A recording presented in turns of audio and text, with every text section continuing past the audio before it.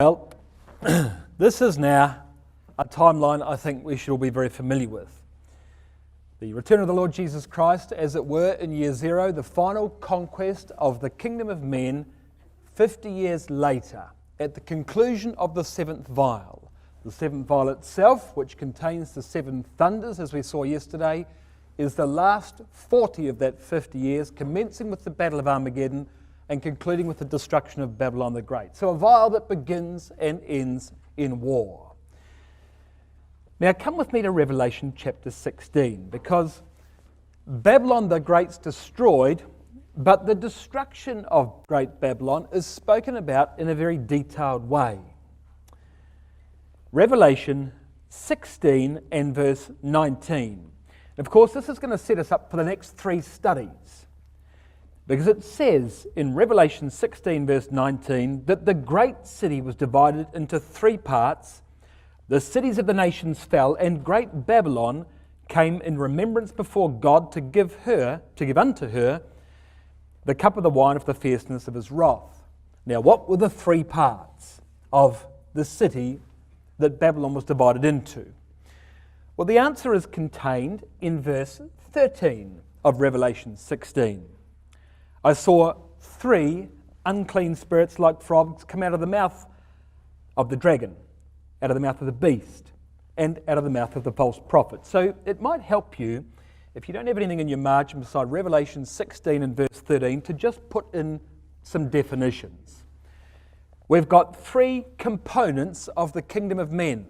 They are the dragon, the beast, and the false prophet, which is today's talk, tomorrow's talk, and Saturday's talk. So that's what I mean by setting ourselves up for the future. What is the dragon? What is the beast? What is the false prophet? Well, it's very simple. The dragon is Russia. Today, the dragon is Russia. The beast is the European Union. The false prophet is the papacy. And as far as the kingdom of men is concerned, the reason the kingdom of men is split into those three divisions is because the dragon represents the military power of the kingdom of men. The European Union represents the economic power of the kingdom of men, and the papacy, of course, represents the religious power of the kingdom of men. So you'd probably find it helpful to put those three definitions: dragon, Russia, military; beast, EU, economic; false prophet, papacy, religious. Those definitions at the top of your margin beside Revelation 16 verse 13. And in the context of this, we now are going to start to unravel the meanings of the beast of the book of Revelation. This is the progress. What you see on the screen now is the progress of the dragon, the beast, and the false prophet over the last 2,000 years since John wrote the Apocalypse and then into the future. In 312 AD, one of the greatest ever Roman emperors took the throne and came to power. His name was Constantine. He's called Constantine the Great because of that. His career actually began in about 306 AD at the death of his father Constantius in Britain, but by 312 he had taken control of Rome, the city of Rome. By 324 AD he'd taken control of the entire empire and become the sole ruler, that is by removing all opposition. By 330 AD he had established a second capital in Constantinople and moved the throne from Rome to Constantinople. Constantinople was an easier place to defend the empire from because of its strategic location, and of course it was more central. Bear in mind, this was an empire that encompassed the entire Mediterranean basin, from Spain, Gibraltar, all the way across around in a clockwise manner to the coasts of North Africa. So Constantinople in Turkey today was a more central place to have the military based. But as far as Revelation is concerned, that move was enormously significant, because we've now split the empire between East and West. And no longer, therefore, will it do to just have one beast to describe the entire Roman Empire. We need two beasts. We need a Western beast, that is a beast for Western Europe. We need an Eastern beast, that is a beast for Eastern Europe. The Western beast would become the beast of the sea, as you can see on the bottom of the slide. And the Eastern beast would become the dragon, as you can see on the top of the slide. You might say, well, why do we need two beasts? I mean, Daniel chapter 7 didn't have two beasts for Rome, it just had one beast, 10 horns. And the reason is because these two capitals begin to take on a life of their own.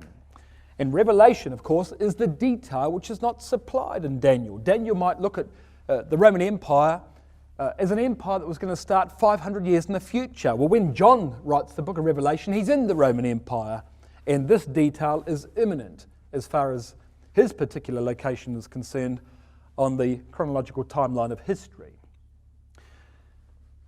Now let's explain exactly what's happening on this slide. We have the great red dragon of Revelation chapter 12, which was the whole Roman Empire, east, west, everything, the whole Roman Empire. It was a pagan empire, and it lasted from BC 27, which was when the imperial regime began, that is when the first Roman emperor took the throne, all the way through to 324 AD. Why 324? Well, because that's when the empire became Christian, and this is a pagan phase. So that phase stops in 324. He's called the Great Red Dragon of Revelation chapter 12.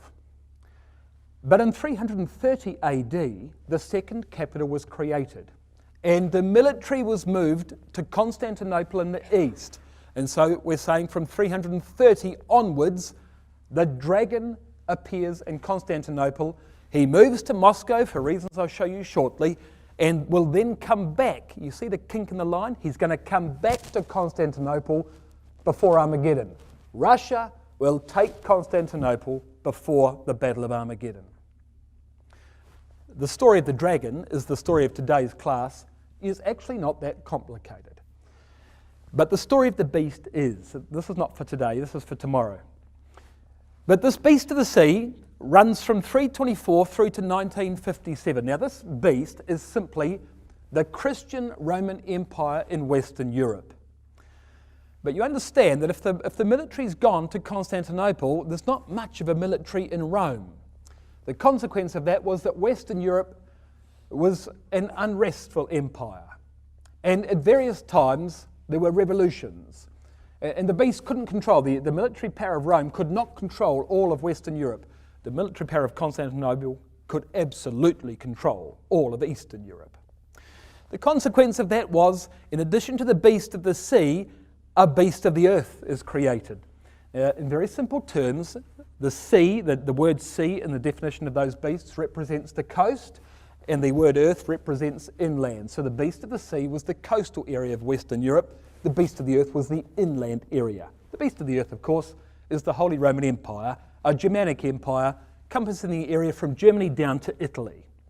Whereas the coastal regions, you could think of that as France and Spain. In addition to that, we have an image of the beast. What happens here is the word image is the word icon. And it was a little miniature copy of the beast of the sea. The Pope's got his own little empire in Italy because he owns land. He owns the papal states. He takes tax. He's got a little army. The image of the beast, you can see, I've got the leopard with 10 horns on top of that box. It's a little copy, a little papal copy of the great empire of the beast of the sea in Western Europe. So that's a simple definition for you. Those beasts we're going to talk about tomorrow, but they roll along till the false prophet at the end of, at the time that Lord Jesus Christ returns, the scarlet-coloured beast when Christ returns. So there's the dragon, the false prophet, and the beast of Revelation 16 on the right-hand side of the screen, which we expect to see in our day at the return of Jesus Christ. And if I had to put a definition up of each of those beasts, now, there's a lot of information here. You can take a photograph of it. You can get the slides at the end. I'm not going to spend time on this. But there is the explanation of what each of the beasts and phases of the beasts are in the book of Revelation. Extremely helpful to know when you start reading through these chapters. I'll give you 3 seconds to take a shot. And this is where the beasts live. The beast of the sea, Western Europe. Let's call it Western Europe. The beast of the earth, Central Europe. The image of the beast, of course, lives down in Italy, and the dragon lives in Constantinople. Today, he lives in Moscow. he will return to Constantinople from whence he came originally. Now come with me to Revelation chapter 12. Here's the story of the dragon where he begins. Revelation chapter 12 is the great red dragon. Now what happens? Well, it tells us in verse 1 that there appeared a great wonder in heaven, a woman clothed with the sun, the moon under her feet, and upon her head a crown of 12 stars. And she was beat with child, crying, travailing in birth, paining to be delivered. And then, if there was the first wonder in verse 12, verse 1 rather, there's a second wonder in verse 3. Another wonder in heaven, behold, a great red dragon having 7 heads, 10 horns, 7 crowns on his heads. And his tail drew the third part of the stars of heaven and cast them to the earth. And the dragon stood before the woman, which was ready to be delivered, for to devour her child as soon as it was born. Now, what is happening in Revelation 12, verse 1 to 4? Well, it's not very difficult. There are 2 wonders. The first wonder is the woman in verse 1. The second wonder is the dragon in verse 3. Everything here is happening in heaven. Heaven cannot be the literal abode of God because there's chaos in heaven. There's going to be war in heaven here, verse 7 says. There's a dragon running around trying to eat little children in this heaven in verse 4. So therefore, heaven is the political heaven of Bible prophecy. It's the government. Which government? Well, the government where the dragon lives. What's the dragon? It's the Roman Empire. How do you know the dragon's the Roman Empire? Because it's got 10 horns. And the only creatures in the Bible that have 10 horns is the 4th Roman beast of Daniel chapter 7 and the beasts of Revelation. So this is the Roman Empire. And the heaven is the government of the Roman Empire. Well, all right. Why does the dragon have 7 heads? Well, that too is not very complicated to answer. The simple answer is because over time, the Roman Empire, from its inception in 753 BC, had 7 distinctly different forms of government. When Rome began in 753, it was called the regal period. For 250 years or thereabouts, there were 7 ancient kings of Rome. So Rome began with kings. From this, these Romulus and Remus being suckled by the wolf, so-called. Romulus kills Remus, so Romulus gives his name to Rome. He's the first king of Rome. And there were 7. The problem, of course, was that kings began to abuse their power. So the people of Rome said, no, this is no good. We want to go to consuls. We want 2 kings ruling at the same time so that they can spar with each other and we can have a bit more of a democratic country. Well, that was a disaster because as soon as a war comes, you need 1 decision, not 2 decisions. And so after 9 years, they replaced the consuls with a dictator. And the dictatorial epoch of Rome began for 50 years. Well, a dictator's great in war, but a dictator's terrible if you don't have a war. And so we flipped back left wing again, and we said, no, we need 10 rulers. We want to be run by a committee, a decemviral system. And so for 60 years, the decemvirs ruled Rome. 10 men at a time ruled Rome. But it became unwieldy. And so now we went to tribunes. I mean, these were days where battles were common. The tribunes were military governors. And for 360 years, tribunes ruled Rome. And then as the empire began to grow, it too became too much for tribunes and emperors took over. And for 500 years, the 6th form of government was the imperial or the imperial form of government. It fell in 476 AD to the Goths for 60 years when the barbarian Ostrogoths took the city of Rome, and we have what is called in history the formal conclusion of the Roman Empire and you would say, the commencement of the Dark Ages, 476 AD. But look at Revelation 17 verse 10. This is John's comment on these heads. There are 7 kings, that is 7 heads of this beast. 5 are fallen, 1 is, and the other is not yet come. Now, what does he mean by that? He means he's living in the 6th... Sorry, I don't have time to stop. He's living... He's living in the sixth head of the Roman Empire, because when John wrote the book of Revelation, there were emperors on the throne of Rome. You see that? So Revelation 17 verse 10 makes complete sense to us when we start reading about the seven heads of Rome. All right, that's no problem. What about the 10 horns? What are the 10 horns? Well, no mystery there. The 10 horns are the 10 barbarian nations of Western Europe. 10 is the average number, historians tell us, of those barbarians. You'll appreciate average. Those barbarians divide. You have Goths, they become the Ostrogoths and the Visigoths. Ostro being the German word for east, Visi, the German word for west. So the tribes did divide and things happened, but across time 10 would be a reasonable aggregate number. So there's the beast with 7 heads and 10 horns. It began as this great red dragon, 7 forms of government presiding over Western Europe substantially, 10 barbarian regions, if you like. And there's a woman. And the woman of Revelation chapter 12 is really the key to the entire chapter. A woman is a biblical symbol of a religious system. 2 Corinthians 11 and verse 2, I've espoused you to one husband that I might present you as a chaste virgin to Christ. So a pure religious system is a chaste virgin, an apostate religious system is a pregnant woman. That's the point of Revelation chapter 12.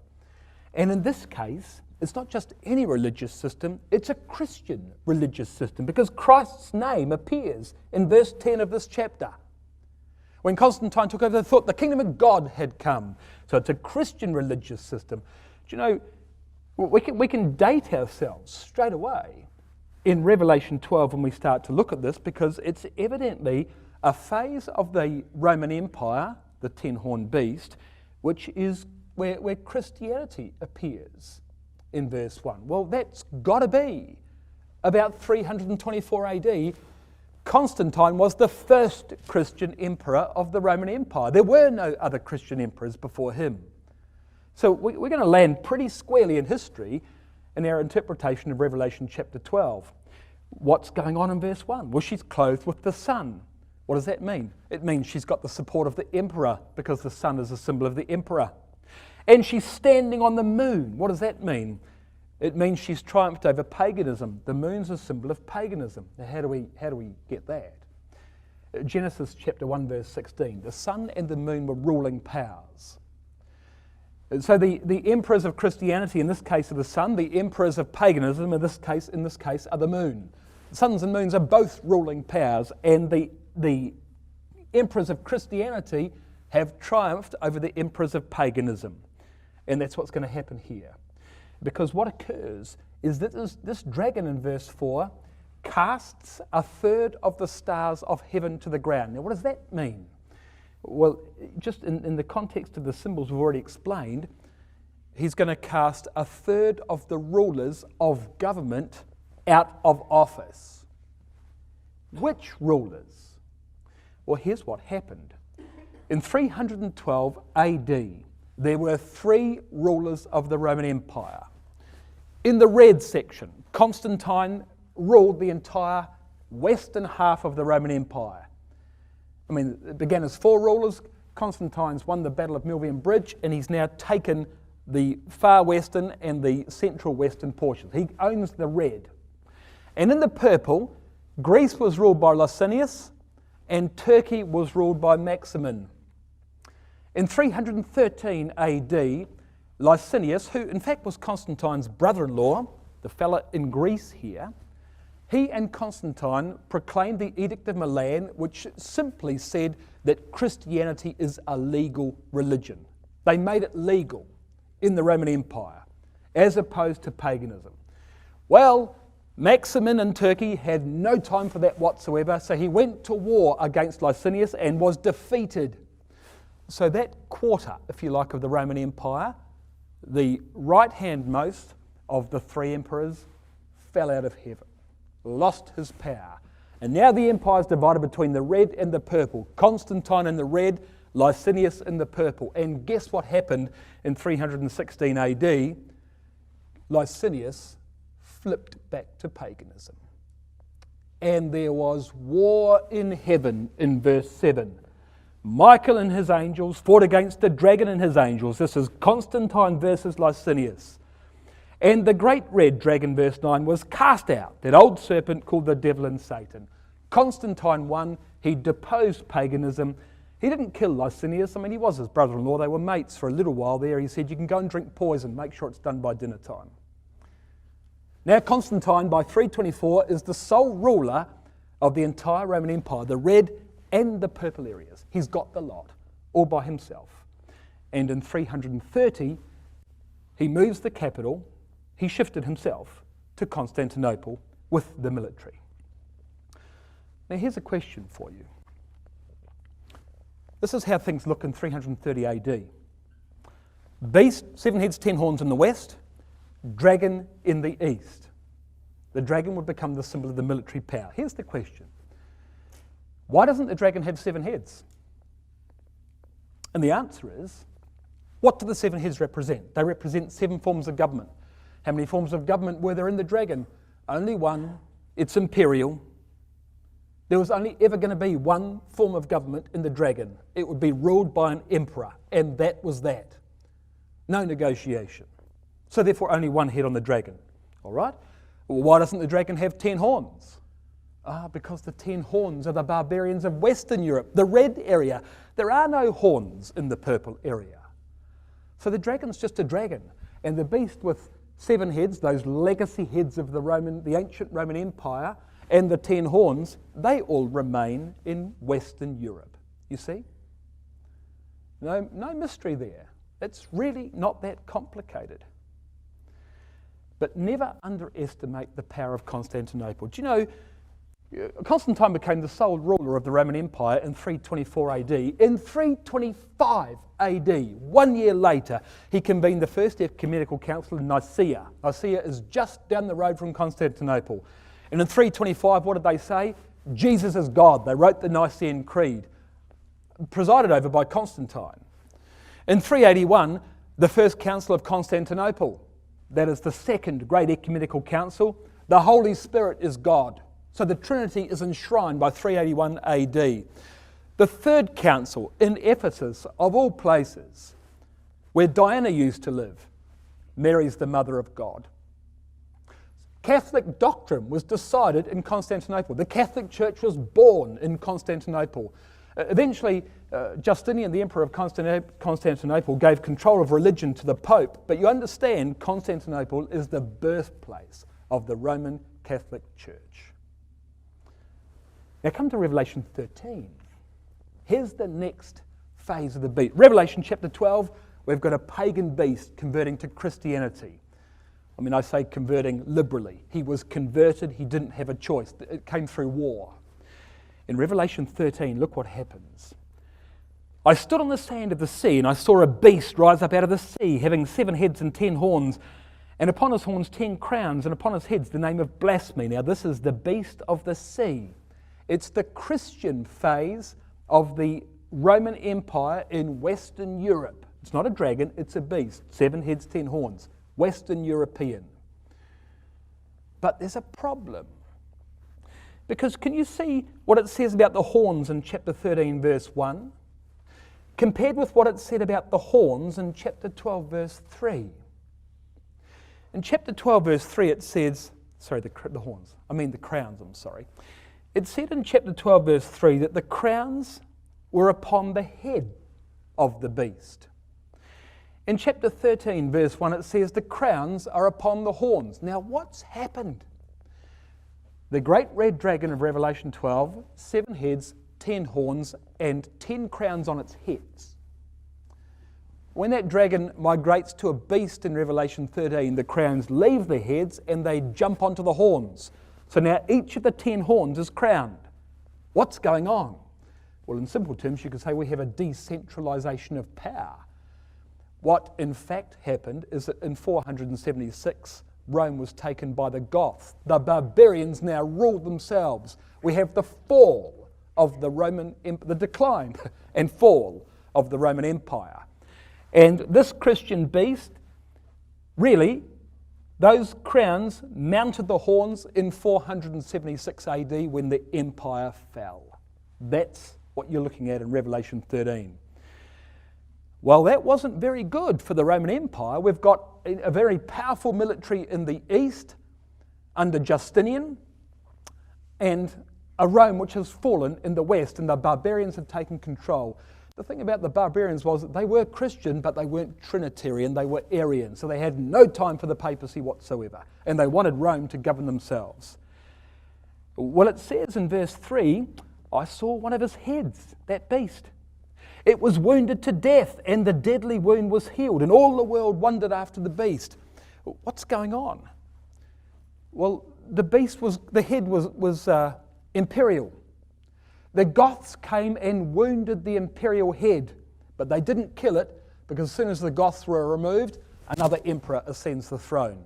An eighth head, if you like, which is in fact just a resurrection of the sixth. There were really only 7 heads, but the 6th head came back to life. How? Verse 4, they worshipped the dragon which gave power to the beast. Constantinople came over and destroyed the Goths. Justinian's great general Belisarius destroyed the Goths and liberated Rome.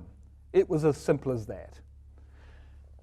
And Justinian became the greatest emperor of the Eastern Empire. He had a motto, a very simple motto: one God, one empire, one religion. That meant one God, everyone's Christian. Paganism's illegal. It's not just an acceptable religion, it's now illegal. You've got to be Christian. One people, I'm going to unite Eastern and Western Europe. One religion. You're not just allowed to be Christian, you've got to be Catholic. You've got to be Catholic. And he reacquired all the territory which the Western, or much of the territory which the Western Empire had lost. So Justinian's empire was the area in the orange. That was the Eastern Roman Empire of the dragon, and he went and conquered much of the territory in the west that the barbarians had taken. So he's taking the horns off the crowns. He's taking the crowns off the horns, as it were. Reconquering that yellow territory in the west. That's what Justinian did. And he was fabulously successful. Fabulously successful. So successful that he said, I'm going to build the greatest cathedral the world's ever seen. Which he did do in Constantinople. Hagia Sophia, a demonstration of his religious zeal, built the greatest cathedral in Constantinople that certainly Constantinople would ever see, and before St. Peter's that Catholicism would ever see. Hagia Sophia means the Church of Holy Wisdom. It's a tribute to Jesus Christ, who Justinian believed was the second part of the Trinity. Christ was the Word, you see. The Word made flesh. That's the Holy Wisdom. And Justinian said, Glory be to God who has thought me worthy to finish this work. Solomon, I have surpassed thee. And perhaps he had. Well, it wasn't long before the power of Islam in the east began to rise. In the Ottoman Empire, over the next 900 years, Justinian's kingdom survived, but in 1453 the Ottoman Empire would take Constantinople. You see, under the Mongol Empire, which was a previous one of the trumpets, the Mongols had brought gunpowder in from China. And with gunpowder they could make cannons, and with cannons they could blast against the wall of Constantinople that nobody hitherto had been able to get through. And they could make mighty cannons and destroy the wall of Constantinople. And the siege of Constantinople in 1453 was legendary. And that great cathedral which Justinian had built was rebadged as a mosque. And Catholicism fell in Constantinople disastrously. And for the next 500 years until today, that cathedral is under the control of Islam. And that great sacred Eastern Catholic capital is under the control of Muslims. Well, a remarkable thing happened in 1472. As a consequence of the invasion of the Muslims, of course, all the Christians from Constantinople fled. I mean, they were now under the control of a militant, opposing religious power. The royalty were the first to flee because they would definitely be on the block if they didn't get out of Constantinople. Where did the royalty flee to? Well, they fled to Rome, the other capital of the empire. And they got sanctuary with the papacy in Rome in 1453. Well, an interesting thing happened in 1472.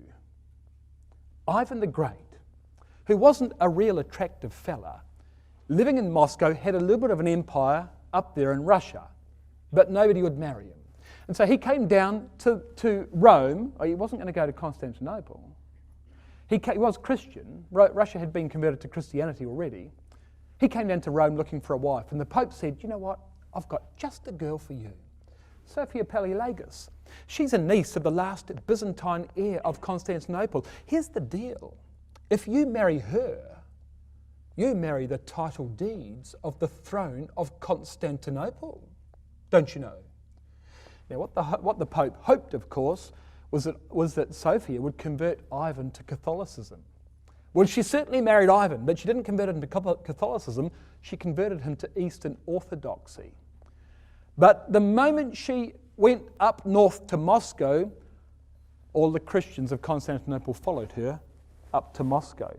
And with them, their art, their culture, their learning, their philosophy, and their religion.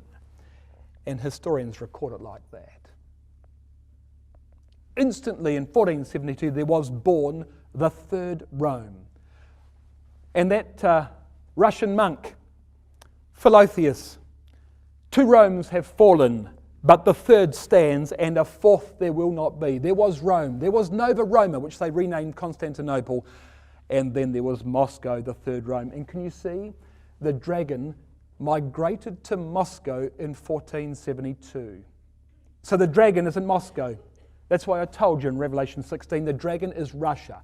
Now the purists would say to me, no, not good enough, because the 2 legs of Daniel chapter 2 have to stand, one on Rome and the other on Constantinople, not on Moscow. Well then, let's be clear, Russia then is what we might call the dragon power designate. And the moment Russia takes Constantinople, then she is the dragon power, fully employed as an Eastern Roman Empire. So Russia's going to take Constantinople before Armageddon to complete the resurrection of the ancient Roman Empire. And even the Byzantines, in their floor mosaics, had no problem identifying who the Third Rome was. Crystal clear. There was Rome, there was Constantinople, there is Moscow. And the Eastern Orthodox Church puts their Christian cross like that. Now what's that saying? It's a prophecy. It's a cross. Yes, it's got 2 spars on it, but it's a cross. But what's it on top of? It's on top of a crescent. Why is it on top of a crescent? Well, because Christianity will conquer Islam, that's why. So what do you think? What do you think the mosques in Constantinople think of that? When that's what the Russians think of Constantinople. No question, you see. No question. Well, now come with me to Revelation 20, or Revelation 16. We met this dragon in Revelation 16, and the consequence of that dragon in verse 13 of Revelation 16 is found in verse 16 of Revelation 16. The dragon, the beast, the false prophet, will gather the world together unto a place called in the Hebrew tongue Armageddon. And Gog comes down with his confederates from Europe, and they fight the battle of Armageddon and fall on the mountains of Israel. But how does the book of Revelation describe that? Well, that answer is found for us in Revelation chapter 20. So come with me there now. There's no further mention of the dragon power at all after Revelation 16, prior to Revelation 20 in verse 1. There's a lot of discussion about the beast and what happens in Western Europe, because of course that was the bastion of Catholicism. And the papacy lived there.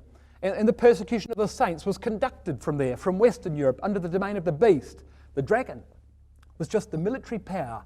It's lost its location in 1453. It's migrated to Moscow, and it'll come back to Constantinople, and it'll fall upon the mountains of Israel in Armageddon.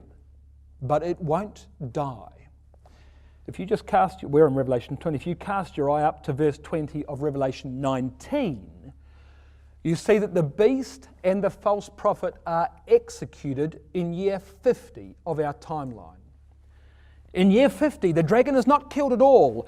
In fact, it says in verse 1 of Revelation 20 that an angel came down from heaven having the key of the bottomless pit and a great chain in his hand.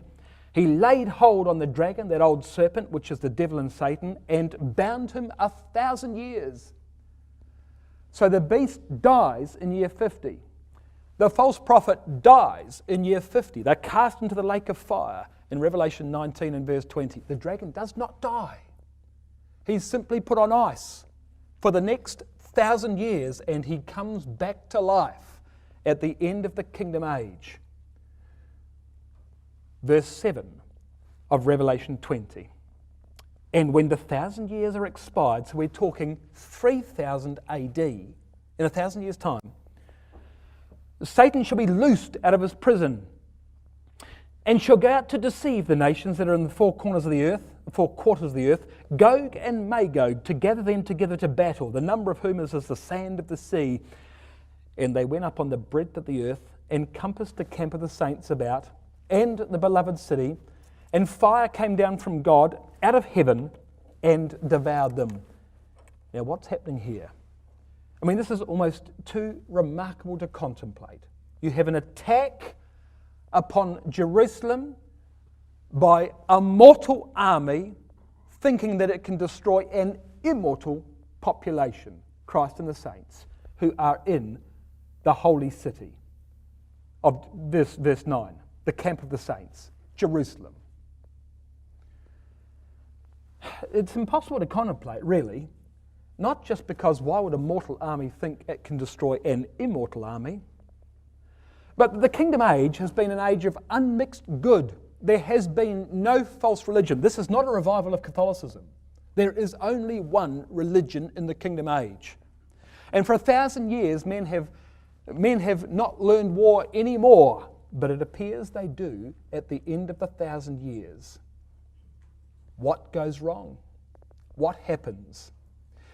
Well, verse 3 tells us that dragon, this is sin manifest in a military power. That dragon was in the bottomless pit, and he was shut up, and a seal was put upon him in verse 3 that he should deceive the nations no more until the 1,000 years is fulfilled, and after that he must be loosed a little season. And if I could make anything of symmetry, I might say, well, that little season's probably 50 years. Just as the introduction to the millennium was 50 years. I can't be sure. But let's say 50 years. 50 years would work. What happens? Across that 1,000 years, when the Lord is reigning from Zion, we have the complete curtailing of any personal or political rebellion. Everybody learns the truth. The first generation that comes through the storm of Armageddon have their children. That generation live 500, 600, 700 years, whatever it might be. They die as mortals in the kingdom age. Their children are born into the kingdom age knowing nothing but unmixed good. They've never been tested. They've never experienced any other religion. They've never experienced the kinds of controversies, moral controversies that this world supplies. They've grown up in the kingdom age. This is the way, walk ye in it, to the left hand, neither to the left hand nor to the right. That's what the second generation of the kingdom age has understood. That's all they've ever understood. And then it appears, well, Satan is loosed for a little season. And the key word in verse 3 is the word deceive. He deceives the nations. Verse 8, he goes about to deceive the nations. A deception is created. And the saints evidently pulled back and no longer discipline sin when it happens. No longer stop things from occurring. So when Ecclesiastes 8 verse 7, when sentence against an evil work is not executed speedily, therefore the heart of the sons of men is fully set in them to do evil, and sin comes alive again in this little season at the end of the 1,000 years. Disobedience begins to go unnoticed. It certainly goes unpunished. A person here, a person there, an innuendo here, a whisper there, A meeting is called, a larger meeting is called, a committee is formed, information from the 21st century begins to resurface, military information from the 21st century begins to resurface. The fact that man once governed himself becomes very apparent. The fact that there was technological progress once becomes very apparent. Life wasn't so bad, evidently, before the kingdom began. And after all, this isn't the only time there has been a kingdom on earth for 1,000 years. There have been 1,000-year empires of man before Christ took over. Documents get circulated, books get published, rallies get called, eloquent speakers take the platform. There's a promise of liberty, there's a quotation of scripture. Think of the mesmerising eloquence of Rab Shaker. You'll all dwell under your own vine and own fig tree, the Assyrian said. Not meaning a word of it, but he said it. He said it like that, and the people on the walls of Jerusalem in Hezekiah's day were tricked by it until Hezekiah took charge. And the old lie, you won't die. We can do this. They're not stopping us like they used to. Perhaps they're scared of us. It just takes determination. And there's a deception played throughout the entire world. But there's got to be discipline. There's got to be training. A movement's formed. Military conscription evidently takes place. And the build-up is now open and it's defiant. There's no reaction from the saints still. Perhaps Christ is now even more fearful of us than he was before. And you can imagine the whisper. And what began with individuals progresses to communities, to provinces, to nations, to an international military force. How many of them? End of verse 8. As the sand upon the sea shore. And now the shocking thing about that phrase is that that's an Abrahamic phrase. This was meant to be the next generation of the saints. And they've joined Gog's army. And they're about to take up arms against Jerusalem. And I don't think they've got bow and arrows. I think they have most probably rediscovered the technology of the 21st century. I don't know. They might even have atomic weapons. Once you know what science is like, you never know what science can do. You never know what the matter around us is capable of. But once somebody discovers it, you can reproduce it quickly. And as soon as a scientific discovery is made somewhere and we have, nanophysics appear, all of a sudden everybody in the rest of the world can do it because they say, oh, these elements are capable of this. So these people don't have to rediscover science, they've just got to read old textbooks. And what if they were to go and build a particle accelerator? And what if they were to create atomic weapons? They've got to have something in their disposal which they think can destroy immortal beings. I don't know what it is, but they're mighty proud and they're mighty willful. And they come against the camp of the saints in verse 9 of this chapter. And who organised the rebellion?